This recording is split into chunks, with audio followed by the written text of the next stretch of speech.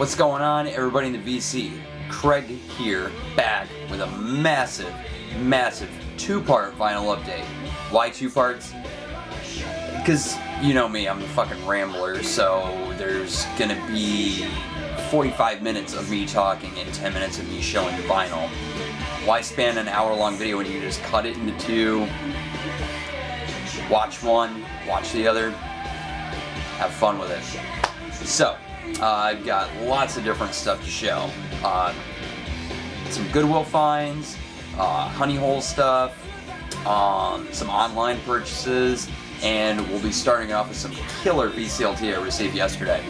So, let's get things started. The VC cheer. Hope everybody's doing great. Temperature fluctuations here went from record-breaking highs 2 days ago to now it's gonna be like 40 degrees tonight, only a high of like 60 something tomorrow, so welcome to the Midwest. And what's in the background? Clockwork Angels by Rush. Now I know what you're thinking. You're a Rush fan, you only have the CD. I'm forgetful and I'm a cheap bastard, so I forgot to get it on vinyl, but hey, CD just does it does what I need it to do. So we're celebrating Neil Peart's birthday.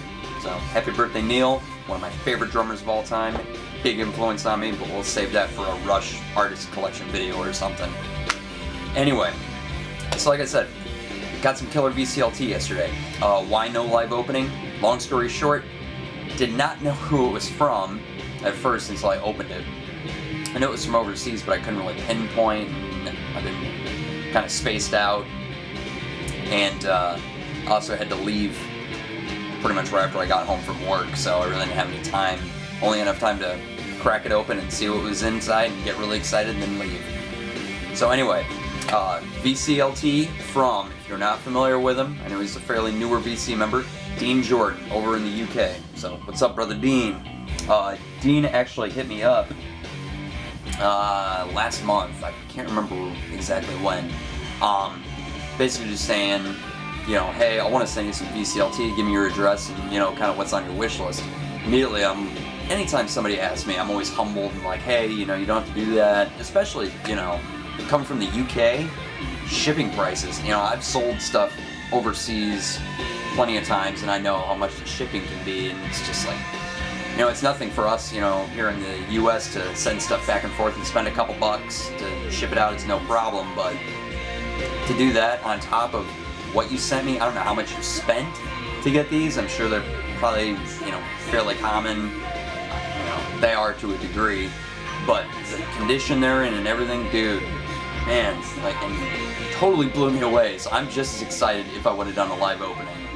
If I would have done a live opening, I would have done this. That was my face the entire time, me going, oh my god, oh my god. But all killer stuff, all obviously overseas, so they're imports, two of which are German pressings, one's a Holland pressing.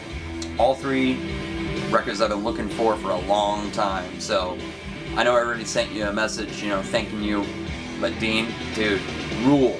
Thank you so much, man. Just killer shit I've been on the hunt for. Two of them I've been on the hunt for since I pretty much started collecting vinyl in the mid to late 90s, and I've just never seen them either in the condition I want to buy them, or the prices are just ridiculous, or they're beat up and the price is ridiculous. So this was just too kind of you. So first one up, just a killer album. One of my favorite bands of the 80s, and still to this day. What needs to be said? Theater of Pain by Motley Crue. Oh yeah. Now, this one, like I said, been on my radar for a long time, wanting to get on vinyl. I've had it on CD for years, had it on cassette for a long time. This was, I think, this album and Shout at the Devil were the first Motley Crue albums I ever heard when I was probably about 11 or 12, something like that. I'd been familiar with them and knew songs and stuff, knew singles, but I never knew full albums until I heard these. And, ooh, man. And like I said, beautiful condition. All of these are just like near mint, original inserts, beautiful looking covers. I've got something in my eye. I don't know what the hell it is. Whatever. I'll just have it twitch the entire time. So that was really fucking cool. Like, you could have just sent that and I would have been blown away. Killer, killer album. Next one, icing on the cake. Another favorite band of mine. You guys all know that. Brother Eli, LJ, dude. Check it out. Yeah, Kiss, Lick It Up.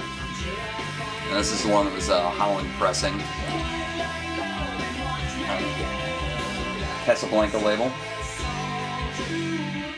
But oh man, I was super, super stoked to see this in there. I'm like, oh dude, yes, a major, major hole filled in my Kiss collection. Probably one of my favorites of the non-makeup era. I'd say this one's like a close second. Revenge being number one for non-makeup era. Honestly, if Creatures of the Night was a non-makeup album, that one would have been my number one. No lie. Love that album. And last one here, an artist I've been familiar with for a long time, but this album I'd never heard of until about, I don't know, 6 months to a year ago, something like that. And had to, you know, I really got in a funk where I was listening to a lot of this guy and his music, and came across this album and just fell in love with it, even though it's poorly recorded, but super, super stoked to get it. TBI, Live 1977 by Iggy Pop. Oh yeah, I've been chasing down copies of this on eBay and Discogs for a long time, and just could never get the price or condition to line up enough for me to want to pull the trigger. But, oh man, beautiful, beautiful German pressing of this. It sounds amazing, and I know it's poorly recorded. It is not. There's like a couple of songs on it are well recorded to a degree, and then there's other ones that are just like shit-ass bootleg. But honestly, putting this one on vinyl sounds really clear and crisp, so kind of makes up for it. And if you're an Iggy Pop fan, you're going to want to have it regardless, just to fill that hole in, but so stoked to have it. So, Dean, again, thanks brother so much. You rule. Ah, man, love VCLT. It was so cool. God, especially get something from the UK. He also sent me a note on the cardboard insert and a little card for the record store that was on there. So thank you again for that. I got to pull that up and put that with all my other VCLT notes and stuff like that. So thanks again, Dean. Really appreciate it. All right, on to the Goodwill stack. Now, these I picked up about 2 weeks ago, something like that. You've heard me talk about it in videos previous. Goodwill is really hit or miss for vinyl. You either find maybe one or two cool things, or you will go months without finding anything. It's really, really rare to walk in and come out with a stack. And this is one of those rare occasions. Did not have any expectations ever whenever I go to Goodwill. I'm just hoping for anything. And this just blew my mind. Obviously, somebody had dropped off a collection of the most random amount of shit. I mean, this is one end of the spectrum to the other. So, and once again, prices at Goodwill, 25 cents a record. So if it's a double record set, 50 cents. But either way, I mean, you can't bitch when you're finding some really cool shit. So, let's get right into these. First three soundtracks. Now, I'm not a big soundtrack guy, and I can't say, I mean, I own like a small amount, but I don't ever really spend them a whole bunch. They're just more to have. These ones, oh man, I was super stoked to find these, because I mean, if you've seen my room tours, you know I'm not a huge, but a little bit of a Star Wars geek. So these were really cool to find. So you got Star Wars original soundtrack with the got a little bit of a wear there, but got the original poster inside here, an insert, and like I said, you know, it's weird as hell. I've never seen this out in the wild ever, let alone at a Goodwill. So, very, very cool. And I have to say that almost all this vinyl is VG Plus to near mint, which I was really surprised. But, and also Empire Strikes Back. My personal favorite of the trilogy. Nice inner booklet in there as well. Very, very cool. And just a classic movie. We all know it. We all love it. The Godfather. Now, do I ever foresee a day where I'll be just constantly spinning this? No. But for, 25 cents, I'm not gonna, just pass on it. So, it's a fucking Godfather. So, very, very cool to find those. Now, into, like I said, we're going genre to genre. We're just gonna jump all over the place. So, first one up here. Do you need another Christmas album? Yes, I need another Elvis Christmas album. This will be the third one I have. But Elvis's Christmas album, the first Elvis Christmas album, I believe. Original, hardcover, gatefold. So, very cool. I could not pass it up. It was just on original booklet as well, in there and everything. Kind of hard to show all this booklet shit, but this is a pretty nice copy. Still need to give it a good cleaning, but still really cool. I just couldn't pass it up. I've never seen an OG like this, and I believe it's actually mono too, I think. I'm pretty sure it is. But Elvis Christmas album, why the hell not? This next one, I'm not a big collector of compilations and stuff like that, especially all the K-Tel shit, but somebody dropped off like an entire, one of those big floor-size Rubbermaid containers. It's where they usually store all their vinyl in at this Goodwill.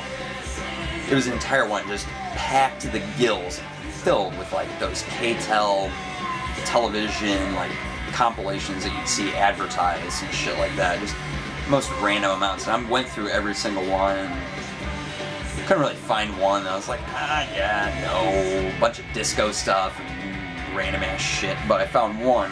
This is a Columbia Special Markets compilation that I had to get. It just looked way too cool. So, rock classics. So, you've got the main reason I bought it was because it has "Time Has Come Today" by the Chambers Brothers.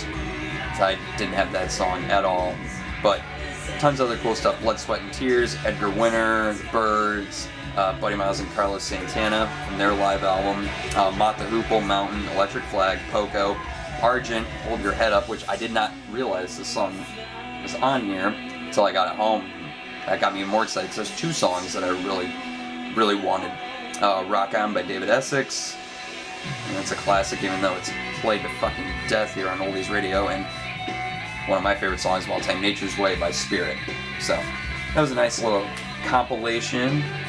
Very excited to get that. Now, just jump around to another thing. I couldn't pass on it. I fucking love this shit. Weird Al Yankovic, Dare to Be Stupid. What needs to be said about Weird Al other than hilarious? And is it bad that I like the song Like a Surgeon more than the original Like a Virgin? I don't think there's anything wrong with that. Personally, I'd much rather laugh than, think about virgins. Thanks, Madonna, I guess. I don't know. Nothing against Madonna. I'm a huge early Madonna fan. But anyway, Dare to Be Stupid. Great. They actually had two copies, and this was the better of the two. I mean, there's a lot of cover wear and creases and stuff, but vinyl was in nice shape, and they were both neck and neck, so I had to pick that one up. A blind buy here, but why not take a blind buy when you're spending a quarter? But vinyl was in nice shape. The cover, beautiful, beautiful near mint. Junior Walker and the All-Stars play Shotgun. Very, very nice on the Soul label. And on vinyl, like a VG Plus, a bunch of scuffs and stuff, but overall, I couldn't leave it. Very, very cool to have that. One that, fucking everybody and their brother had back in 1985. I'm sure. Well, except for my family. Whatever. The We Are the World soundtrack here. So we got a bunch of other random tunes from the 80s artists, you know, people that participated and whatnot, and then just, you know. I didn't have it. I figured, why the fuck not, for a quarter. Personally, I can't see a day that I will be listening to this. Why? Because I don't like the song We Are the World at all. Nothing against the premise or anything like that. Nothing. But I hate the song. I've never liked it. Out of any of those kind of tribute, or not tribute, you know, stuff that was involved, you know, for, you know, African relief, my favorites went We're Stars by Hearing Aid, obviously, fucking metal. Do They Know It's Christmas by Band-Aid, and then We Are the World came in third out of the ones that I like. Anyways, I don't know. It's there for posterity's sake for a quarter. Alright. Moving on, stuff I do enjoy. Random, like, little compilation, I think, of songs. I didn't really do too much research. I just, you know, had to pick it up and figured I'd take the risk at 25 cents. Hank Williams and the Drifting Cowboys on Metro. So, nice little compilation of tunes here.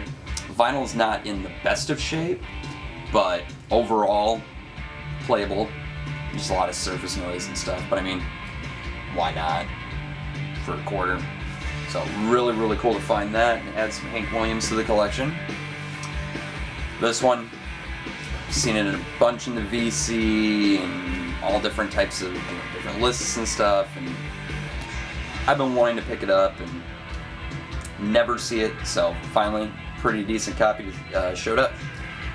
Yeah, Getz and is it Gilberto or whatever. No, I'm saying it wrong. So Stan Getz, and I'm not even going to attempt to say it because I'll sound like a jackass. But on the Verve label, vinyl's in really nice shape. I just couldn't pass on it. I mean, if you go back in my videos a while back, I picked up the Live at Carnegie Hall of this out of the dollar bin, and I really liked that, so I've been hunting for this for a while. So 25 cents, you know I was happy. Next one, now mind you, I haven't been able to spin all these, so just because the influx of so much shit, and then VCLTs, and then plus I'm always buying CDs and cassettes and 8-tracks, so there's not enough time in the day to be able to spin all this stuff. So I've gotten a chance to at least clean some of these and spin a few, but this one I haven't spun yet, but I had never seen this album before and I had to pick it up. Ronnie Hawkins, self-titled on the Cotillion label. Just awesome, awesome you get this. Very, very cool. You got basically Ronnie Hawkins, the Hawk, from Who Do You Love fame, if you will. Famous, you know, blues singer, stuff like that. Most notorious notoriety, however you want to put it, if you will, the band, like who backed up Bob Dylan and the band, were his backup band before they became the band. They were called the Hawks. So really, really cool to find this. I've never seen it before and couldn't really find much info online. I mean, other than finding it on Discogs and stuff like that, but not one that just pops up very often. So beautiful, beautiful copy of that. Very excited to spin that one here soon. This is one that I had actually been kind of putting on my radar. I was like, well, I really kind of want to find this album and a few others by this guy, and within a couple of days of me thinking of it, I find this, and I've never seen it in the wild before, so I was real excited to find it. Songs of Leonard Cohen. Love that cover art in the back cover. Just, I was beyond excited to see this, and then when I pull out the vinyl, and it was pretty nice shape. I'm like, man, Columbia 2i. I just got really excited. I'm like, yes! Oh man, this was probably the most excited one I was hoping for. So Leonard Cohen, basically, I don't have too many of my facts lined up, but basically, famous songwriter, kind of sort of like a Bob Dylan-esque sort of thing, Canadian, I believe. If you've got any info, please leave some stuff in the comments, you know, help me out, info, and anybody else who's, you know, obviously interested. But I was really excited to find this. So, looking forward to spinning that one. One that I just couldn't leave it. How could I leave this? I mean, come on. Righteous Brothers Greatest Hits. There's a Post-it note on the back, I don't know why. But Righteous Brothers Greatest Hits on Verve. Really nice. And this is probably one of the most pristine ones that I found. Beautiful near mint copy. All the classics. One for the comedy collection. I mean, I collect, you know, some comedy here and there. It just depends. Not too much. But this one, never seen before and probably won't ever see again. So, yeah, why the hell not? The Funny Side of the Smothers Brothers. Think Ethic. This is really cool. I'm a big 60s guy. Music, films, culture, all that shit. So, very cool to find stuff from the Smothers Brothers. Very cool. And last one here, then I'll cut to part 2. An album we're all familiar with. We see it all the time, I'm sure. I do here and there. Didn't need another copy. I picked it up initially as a possible VCLT, but when I compared it with my copy that I already had for a while, I realized this was a older pressing. I'm guessing original or close to original. I'm gonna need Vance and my brother Rob in Boston too to help me out on this one, because you guys will know better than I will. So after kind of doing my research, I realized, yeah, I'm gonna keep it, because I mean, it's not often I'm gonna come across this album for either, well, I've come across it for free 3 different times, which is how I've acquired my copy, and I'm never gonna see it again for a quarter. So it's Led Zeppelin, Zeppelin 4, So-So, Untitled, whatever the hell you want to call it. We all know this album. But why I say original or close to original is it's got in the Dead Wax, you've got Porky on side 1, and then Hako Duck on side 2. So, I guess I'll kind of, you know what, I won't take up time here in the video, but Vance, Rob, if you want like Dead Wax information, label information, you know, hit me up and I'll send you all that info so you guys can help me out on which pressing it is. Because if you go on Discogs, there's 8,000 different listings, and I was talking to Travis while I was doing it, and I think it took me a good 20 minutes to a half hour just to figure out the pressing that I have, which I think is like mid-70s. I think that's what I was ended up settling on. I don't know. A bunch of bullshit. But anyway, that concludes part 1 of the VCLT and Goodwill finds. I will be back for part 2, which will be the honey hole finds and online purchases. So, I'll see you guys in part 2. Peace.